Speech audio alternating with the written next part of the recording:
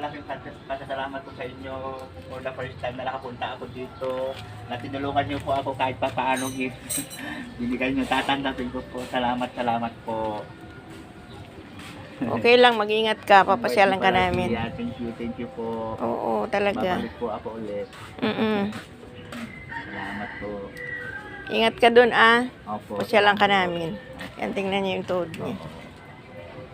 Kaya atid pa lang siya ng anak ko. Uuwi na po ako sa bahay, kahit mag-isa ako, tutulungan ko na lang sarili ko, kahit pa paano pong hirap mag-isa, tutulungan ko na lang pong sarili ko. Kundi meron naman si Pia mabait na nagbigay ng kahit pa paano maibigay na, tatanggapin ko pa rin. Nakakaya naman. Salamat po. Huwag kang mahiya, hanggat kaya naming makatulong eh. Basta mag-ingat ka pag naihatid ka ng anak ko doon. Papasyalan ka namin. Hindi ito ang una at huling pagkikita natin. Mag-ingat ka doon sa bahay mo. Mag-isa lang yan eh. Walang tumitingin sa kanya eh. Kaya ngayon anak ko willing na tumulong sa kanya. Buti ang anak ko super friendly. Wala namang ginagawa. Sabi ko sige at subaybayan natin ang buhay niya.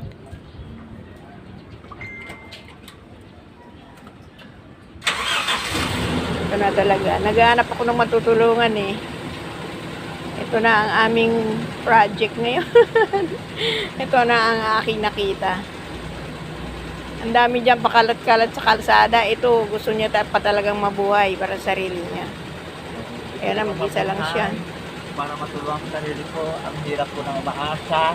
Gusto ko pang mabuhay, gusto ko matulong sarili ko para makapagtrabaho, para matupad yung pangarap ko.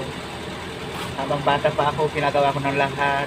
Kahit nag-isa ako, ginagawa ko ng lahat para tumalin man ako. Kundi hindi po ako natutuko, lakasan ko pang loob ko para sa sarili ko. Kaya nga mag-ingat ka doon. Lagi ka magpipray. God is always good. Maawa sa iyo ang Ama.